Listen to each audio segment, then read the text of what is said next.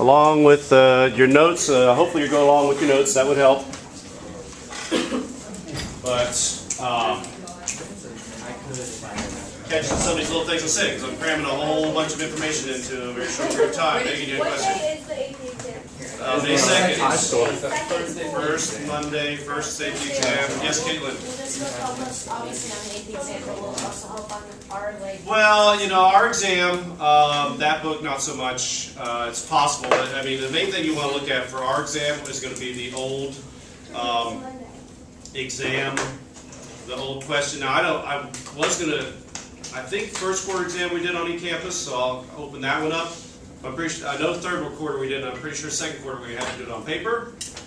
So I'll just open up, all the tests are going to be opened up, so studying those, particularly the ones in there that have 5 choices, because those are your national exam level, and I'm going to put quite a few of those, not exactly like that, but I'm going to put quite a few of those on the exam.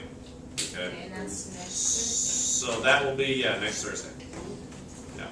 So, and you're going to have your in-class vocab test the day before that. So all y'all, all on eCampus, all on the calendar, use it please. All right, so we're going to go into our third physical sphere, that being the lithosphere of the Earth. So that's the ground underneath us, basically. And it, like much of the other things of the Earth, is unique, and that uniqueness actually supports life on Earth. And the thing that's unique about us, it's not completely unique. There are other examples of active tectonics in the solar system.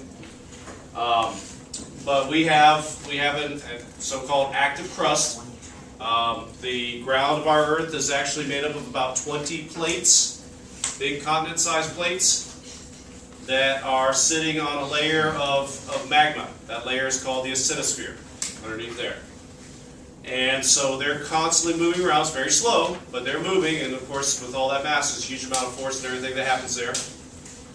And in those areas where they interact with each other, you see a lot of geological activity taking place. And so you have volcano formation, deep ocean trench formation, earthquakes, all those other kind of things happening in those particular areas.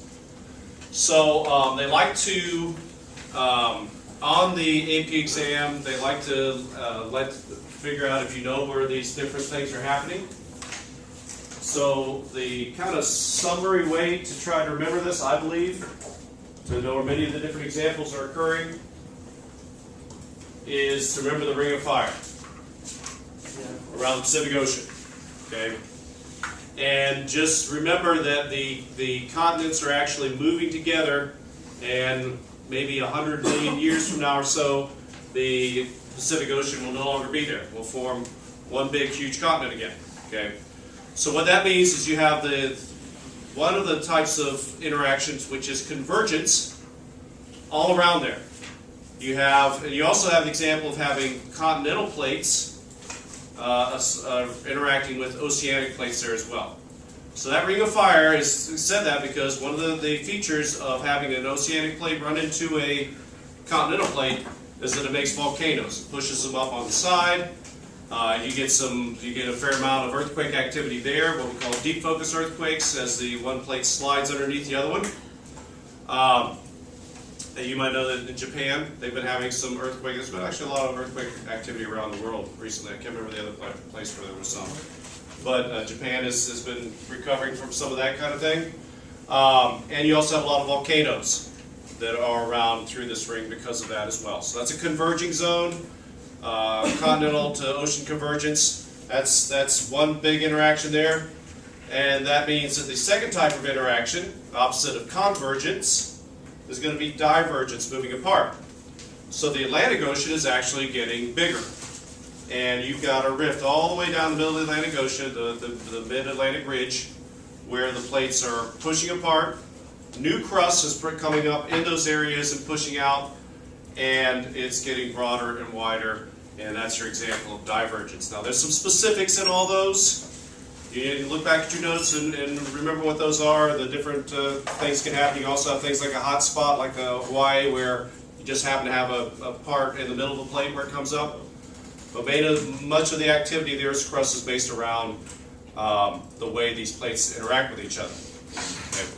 Now, the other thing that is besides making for some exciting headlines and interesting things that is happening here, the one that's actually on a very long time scale, more important to life on Earth, is the fact that where the plates are getting pushed underneath, they're becoming recycled, and where they're pushing out, you're getting new crust that's formed. So the crust of the Earth is constantly cycling through the rock cycle. And that is important, that we have a constantly, and then once the rocks come up, once the mountains and stuff are pushed up, wind and rain erode it, break it apart, review your rock cycle. But then it spreads out those nutrients and things like that, and that, of course, those little bits of rock and sediment and all those kind of things, that's going to become a major part of your soil.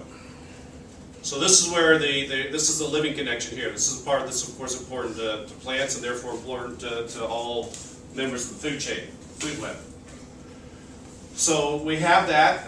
Those are the basics of how it works and everything. Your soil is a mixture of your bits of the rock, of the crust of the earth, mixed in with living organic material, and it has the layers A, B, C, kind of know those. When we did some specifics about different types of soil profiles and biomes and stuff, we'll talk about Monday, but be aware of those in that soil layer composition.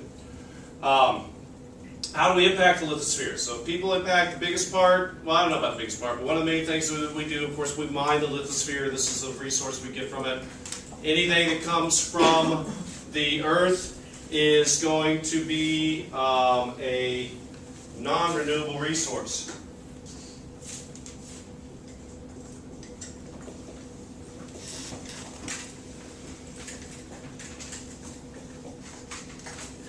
Now, one of the things about the lithosphere is we're not going to deplete it or as a resource itself. We're not going to stop the rock cycle, for example. We're not going to mine so much out of it that there's not enough in the crust of the earth to make our cars and things like that.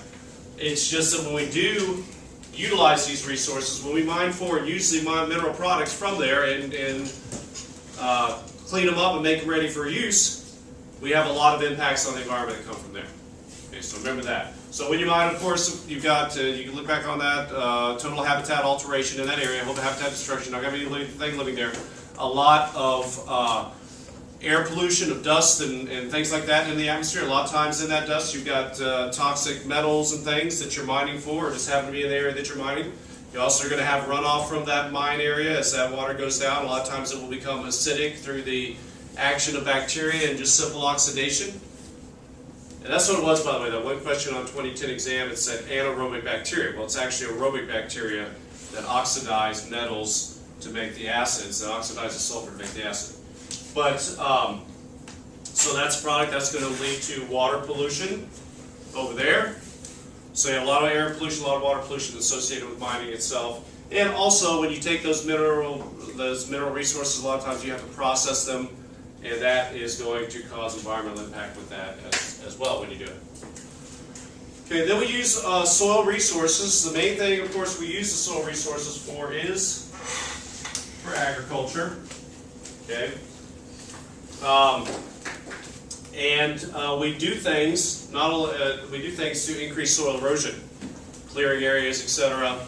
Habitat alteration that exposes the soil and allows it to get blown away. And that, of course, is not only a problem with that soil as a resource for that ecosystem, it's a huge problem for it, but also means you're going to have a water pollution problem because that's where the soil is going to end up.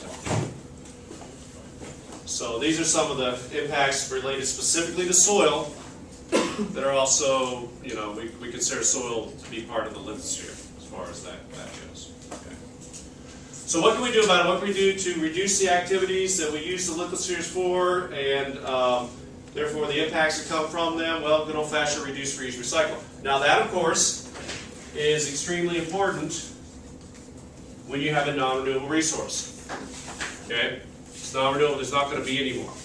So you want to save it as much as possible. And you save these types of things by reducing, reusing, recycling. Okay. Also, mines, they run out of material because they're a non-renewable resource. So when that happens, you need to go in, plant it back in, reclaim it, do some what we call mitigation, put it back to the way it was before you started, as much as possible. Okay. And then there's a number of different types of soil conservation techniques Now when it comes to natural soil, the thing is just to leave it alone, leave the trees and everything there. But of course that's not an option in agriculture. So there's a number of different types of agricultural techniques we talked about that help to conserve the soil both physically, by reducing wind and water erosion, and chemically by reducing the effects of acid rain and also poor agricultural practices that pull all the minerals and stuff out of the soil. So make sure you're familiar with those kind of things as it relates to agriculture. Those type of things is there as well. Any questions about the lithosphere? All right, we are done for today.